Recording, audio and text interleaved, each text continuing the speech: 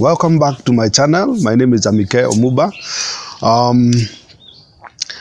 the entrepreneur who is also a counseling psychologist. Motivational speakers be like, I have published a book, by the way, on how to make millions or how to be a millionaire. Then they will be on you, asking you to give them, to donate some money for them to publish that book. Why can't they go and use that knowledge in that book to make them millions? Then they can use it to publish the book. Just asking. That's why I don't want people to come here for motivation.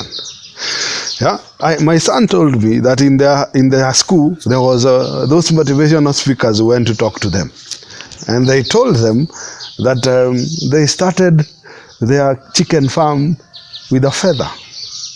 So I found that very interesting. I want to differentiate our channel from that. Our channel is where we want people who want to really get practical in trying to solve their problems. I want people to come and ready for the small actionables. That this is what I am going to do. Yeah, we will provoke you in this channel to name your problems, not just say it's impossible. Name that problem. For example, I was talking to another client who wanted to start farming. And they told me, one, they didn't have a farm or a shamba. They did not have the skills of farming. They did not have knowledge about the pests and pesticides. They did not know how to manage the garden. After naming those problems, I challenged them, let's look at the shamba for instance. Do you need to own a shamba to be a farmer? And they were not able to answer that question because, of course, they got a quickening in their mind. That is an excuse. Do you need to be experienced in, say, farming of tomatoes to start? Do you really have to be the one doing it, or can you hire somebody to help you? And again, I saw their eyes twitching. They told me, I don't know how, what are the pests and the pesticides. I asked you, do you need to know them before you start? Are there no agricultural officers? Are there no shops that sell those things and they can advise you? Again, they were like, now I understand. Do you need to know where to buy seeds or where to sell in advance? Every reason why we do not take action that we give ourselves is an excuse. And in this channel, we want to deconstruct them. Bring your excuses to me, call me, and let's see whether they are reasons or excuses. We challenge our viewers to think critically about everything. There are beliefs that have been passed on.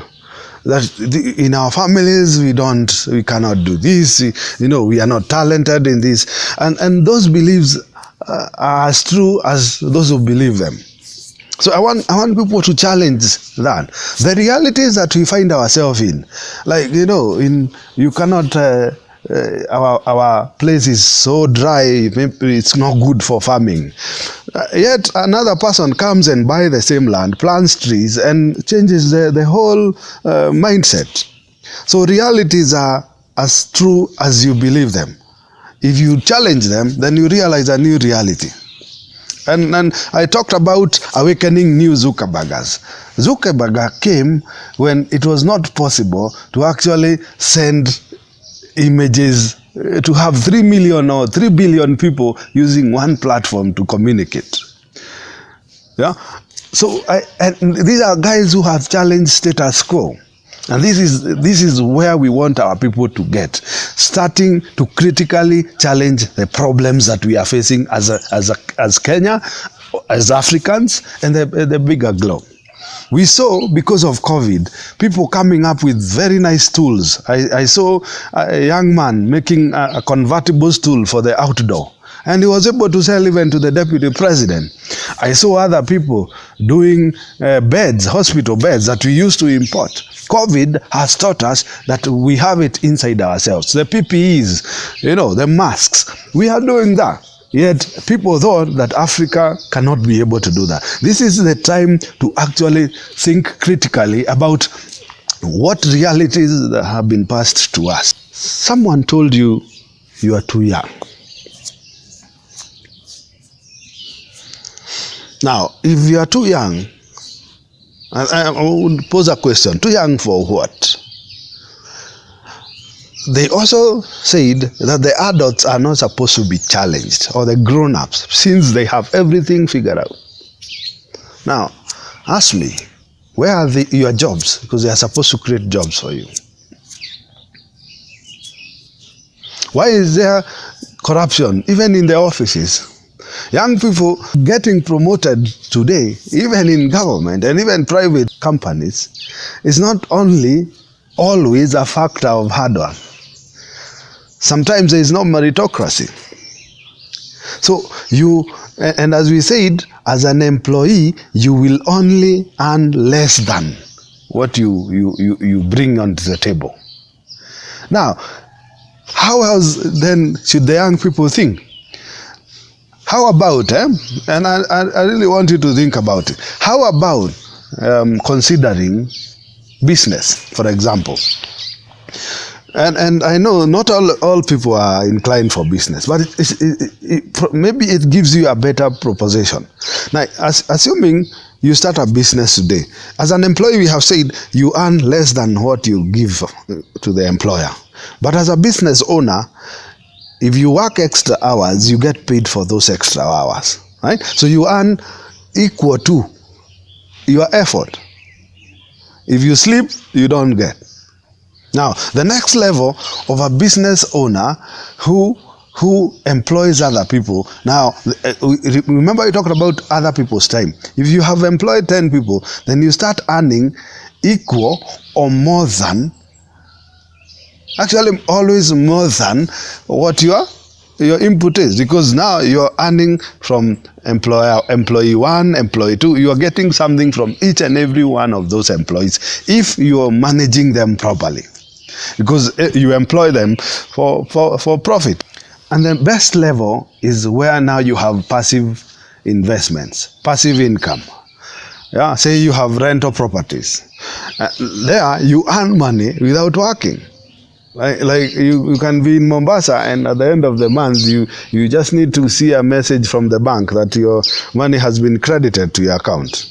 You can be an investor, say you bought shares with the blue chip company, say Barclays Bank or the Equity Bank, and then overnight you hear the shares have doubled, or they are giving dividends at 10 shillings per share, yet you have, say, 100,000 shares. So you do not need to work if you are an investor. All right, so your income your earning is exponential. So I challenge the young people to think about that. And I want you to think about that against the backdrop of an employee. He said the employer will pay you part of what you earn, then retain the rest. We said as you're working hard to get a salary increment, your employer is also thinking about the bottom line. How do I control these costs? I am sorry to tell you that you are a cost. As an employee, you are just a cost to the business. The way they look at the stationaries, the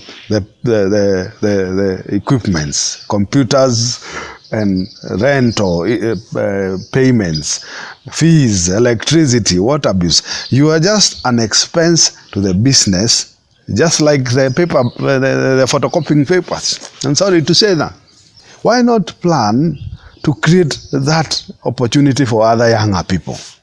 Even as young people, why can't we all decide to have a mentality that you are going in that office to sell your time to raise your capital and start out a business? All right? Start it as a plan B.